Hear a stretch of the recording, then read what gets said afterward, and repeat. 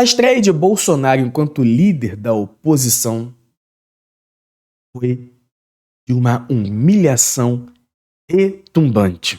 Agora que ele está inelegível, vai tentar aí a carreira enquanto cabo eleitoral de luxo e, enfim, ser o grande articulador da oposição contra o governo Lula.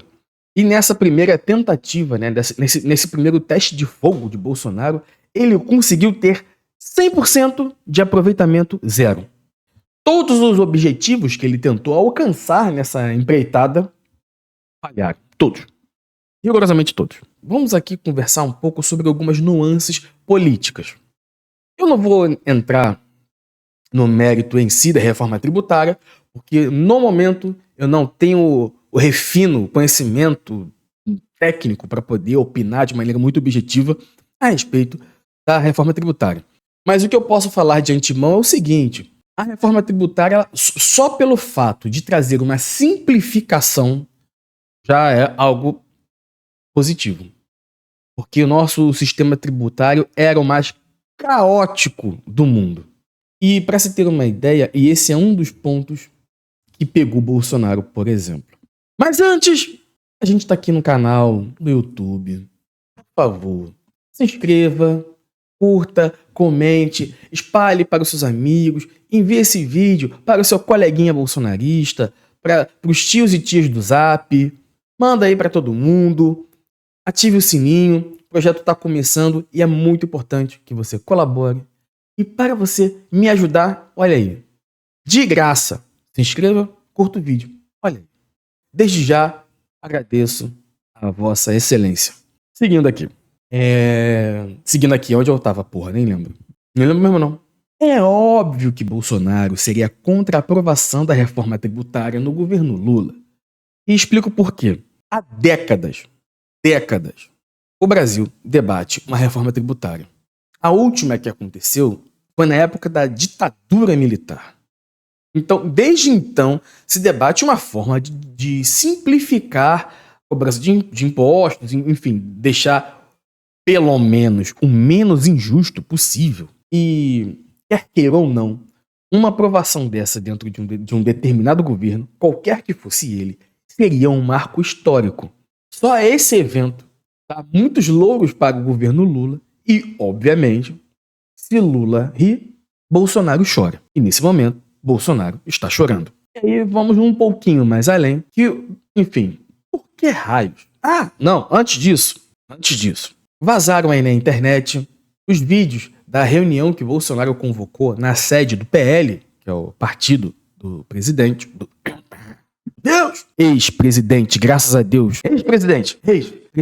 A reunião que o ex-presidente inelegível convocou na sede do PL, em Brasília, com os deputados do partido. E o objetivo dessa reunião era: vamos obstruir. E o Tarcísio, muito embora seja do Republicanos, ele foi ministro do Bolsonaro, atual governador de São Paulo, e ele estava lá nessa reunião. E aí tem um detalhe, vou aqui contextualizar para vocês. O Tarcísio se colocou a favor da reforma da reforma tributária. O Tarcísio se reuniu com Haddad, ministro da Fazenda do Lula, e conversaram, e gravaram vídeos juntos. Ele falou que estava aí 95% a favor da reforma e tudo mais, enfim. Olha, nesta reunião, Tarcísio só faltou ser espancado. Ele foi humilhado de...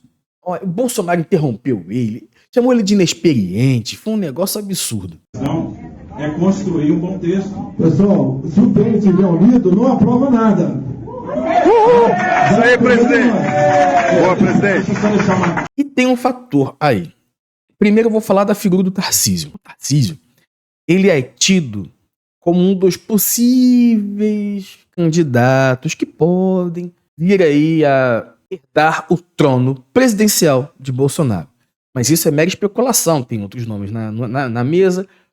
Não acredito que isso vai vir à tona agora. Gravei um vídeo falando a respeito disso, falando do Bolsonaro inelegível. Acontece que Bolsonaro, fica evidente que ele não gosta que ninguém faça sombra a ele. Ele é o sol que reina pleno e ninguém pode fazer sombra.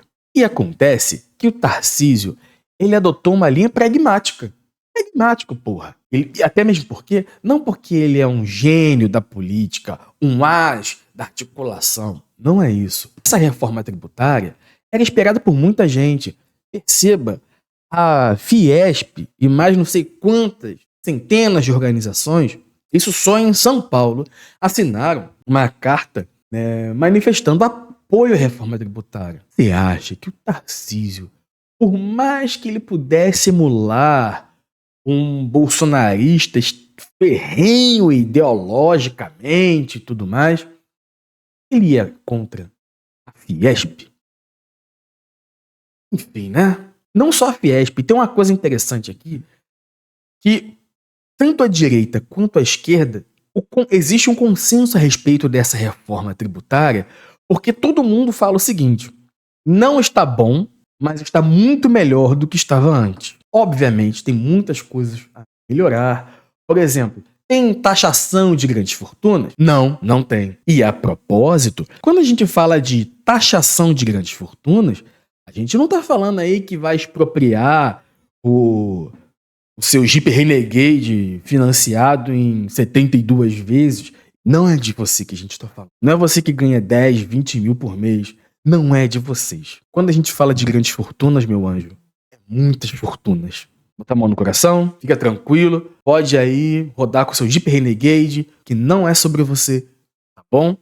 Fique tranquilo que o banco vai pegar aí seu Jeep Renegade na busca e apreensão muito antes de que qualquer medida governamental chegue aí expropriar o seu carro ou coisa parecida. Voltando aqui. Então, com base nessa reunião, se dependesse dos bolsonaristas, não importa quão bom politicamente o Tarcísio pudesse ser, ele jamais seria eleito. Tarcísio traidor, Tarcísio, enfim. Olha, tem uma criança que tá chorando loucamente. Loucamente. 1 minuto. Não sei se vocês estão ouvindo, mas está chorando loucamente. Até me perdi aqui. É interessante, e aí eu acho que tudo isso que eu falei vai nos levar para alguns aspectos aqui que eu quero conversar com vocês, que este é o ponto central. Vou mostrar aqui 2 vídeos. Um é da reunião. Assista aí. Um dos que o mais apanhou no seu governo fui eu. Porque justamente estava nos ministérios cujo objetivo é enfrentar a esquerda. É muito mais fácil, sem nenhum demérito aqui o trabalho que foi feito, é mais fácil fazer estrada, ponte, ferrovia, do que combater a esquerda. Ricardo Salles, agora deputado por São Paulo, que foi o antiministro do meio ambiente do governo Bolsonaro, ele sintetiza algumas coisas aqui.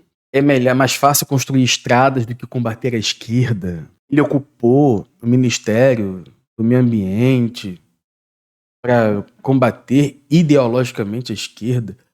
Assim, nem sei por onde começar. Isso é complexo. Eu vou colocar esse outro vídeo depois, mas vou colocar agora porque aí junta as duas. Veja o refino, a quintessência da fundamentação teórica. Todo esse arcabouço do saber. Qual é o nome dele mesmo? Chato pra cacete, meu Deus do céu. Abílio Brunini. É um gênio da raça. Ao ser questionado a respeito do seu voto, que obviamente ele votou contra a reforma tributária, veja a resposta magnífica deste distinto parlamentar. Por que o PL não era a favor desse texto, deputado Brunini? Se os comunistas estavam, de certa forma, defendendo essa reforma, logo não é bom. Deputado Brunini, a questão de construção de entendimento, a gente viu que até deputados do PL acabaram votando favorável. Melancia sempre tem, todo partido às vezes tem essas pessoas que se elegem com um discurso e mudam de posicionamento depois de eleito. Tá certo, muito obrigado, deputado Abílio Brunini, pela gentileza de falar com a gente aqui no final da sessão e parabéns pelo trabalho do senhor. Obrigado e bom dia para todos vocês. Bom dia.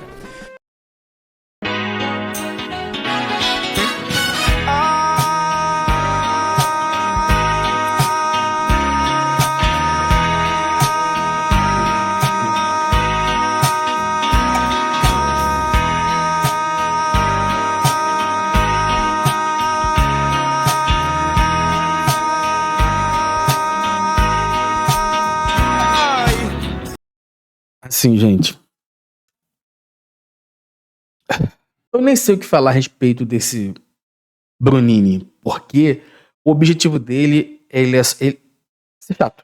Mas não é um chato tipo Nicolas Ferreira, Gustavo Gaia. Isso é chato, só chato, só chato. Aquele cara chato do fundão da quinta série que implica com todo mundo. Chato.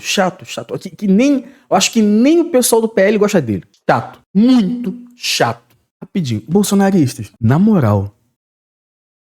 Gente, assim, eu acho o Ricardo Salles uma abominação. Mas ele tem um verniz de articulação, pelo menos, sabe? Como este sujeito se tornou deputado federal. Bolsonaristas do meu coração.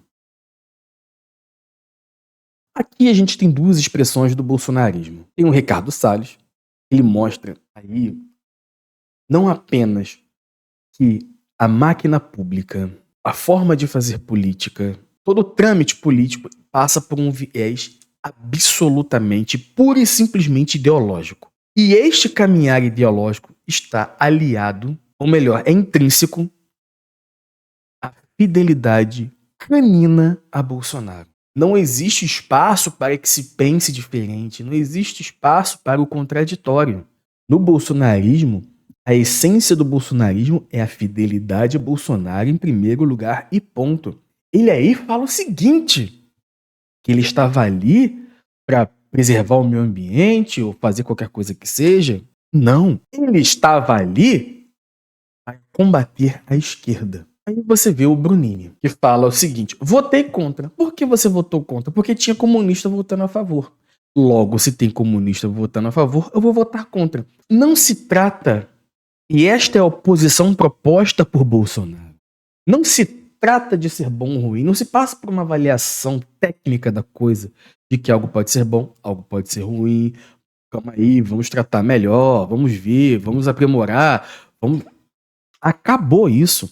Bolsonaro reduziu a política. O bolsonarismo é extremamente despolitizante. Extremamente despolitizante. O reducionismo que ele traz no debate não permite sequer nuances.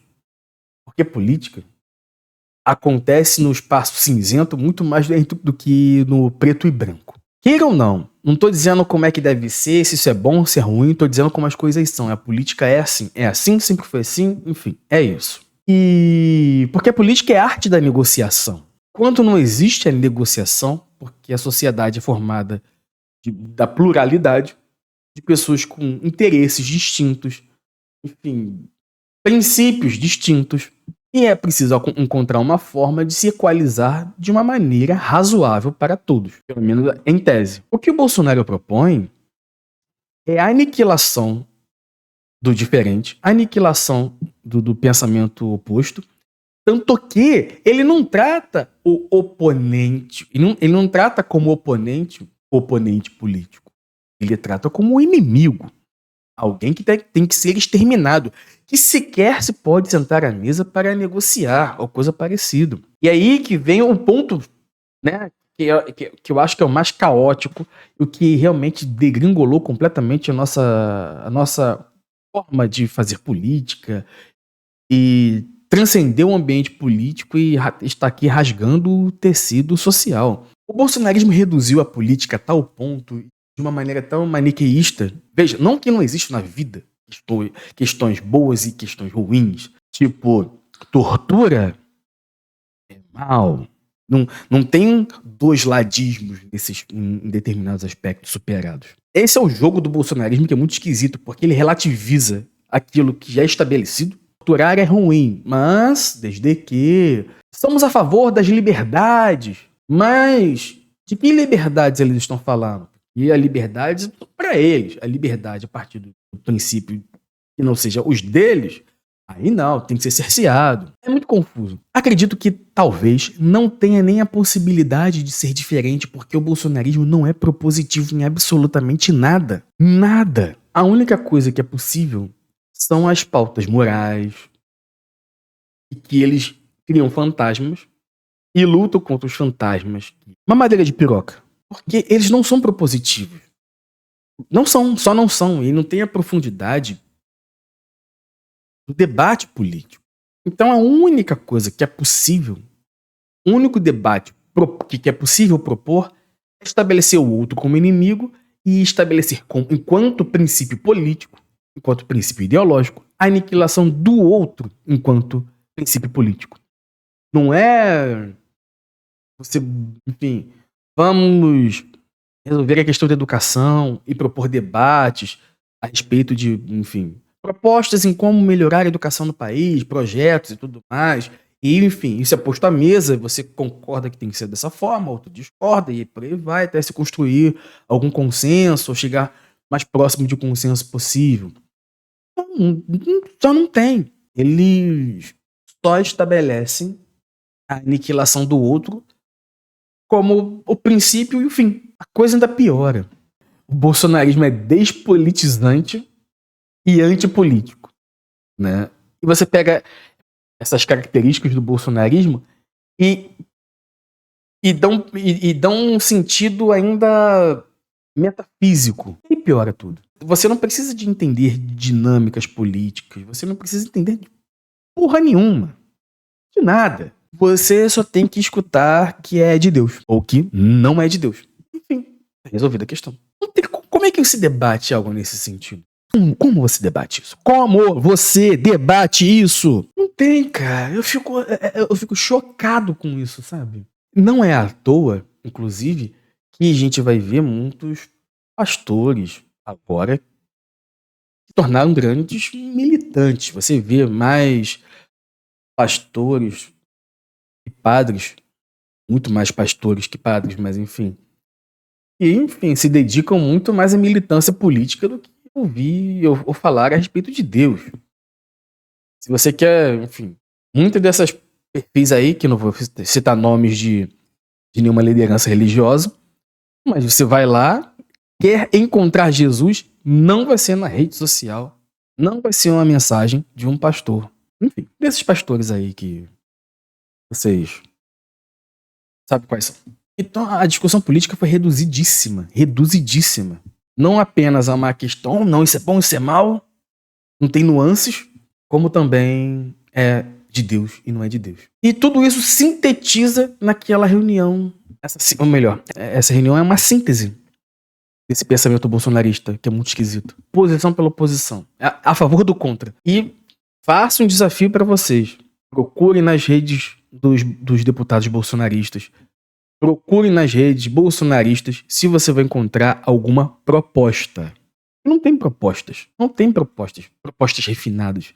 Vamos lá, vamos falar de reforma tributária, vamos falar do Fundeb, como é que a gente vai administrar isso, propostas de como criar mecanismos anticorrupção, por exemplo.